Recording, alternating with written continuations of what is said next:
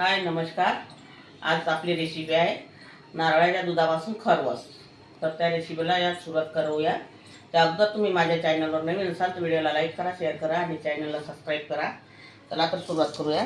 मी हे एक ओलं नारळ घेतलेलं होतं, वरचं साल काढून घेतलेलं आहे काळी पाट, आणि त्याला मी छान बारीक कापून घेतलेलं आहे, काप केलेला आहे। याला मिक्सरमध्ये आता बारीक करून घेऊया।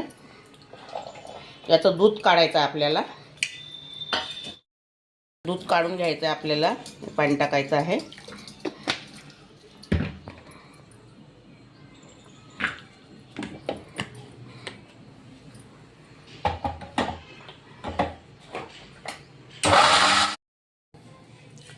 आता मी हे नारळाचं दूध काढलेलं आहे, मिक्सरमधून बारीक करून घेतलेलं आहे ना, दूध तयार केलेलं आहे मी।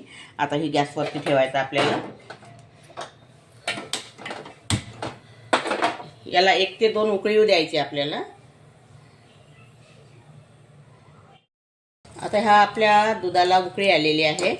आता मी हे याच दुधामध्ये 3 चम्मच कॉर्नफ्लॉवर घेतलं होतं, याचा हे केला आहे मी, गोल केलेला आहे तयार।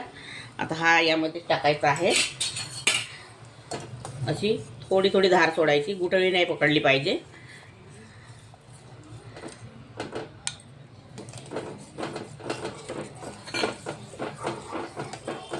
आणि आता यामध्ये साखर,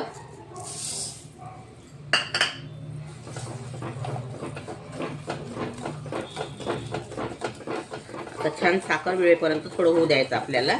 आणि हे मी विलायचीचे दाणे बारीक नाही केलेले आहे, दाणे टाकणार आहे मी।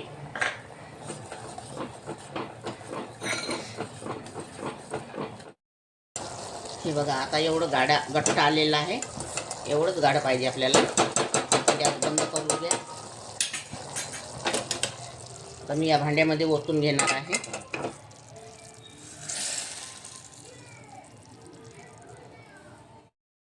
आता मी हे 2 ते 3 तास फ्रीजमध्ये ठेवणार आहे, नंतर दाखवते तुम्हाला। आता हे आपलं खरवस झालेलं आहे, हे बघा छान झालेलं आहे। तर मी याला काढून दाखवते तुम्हाला।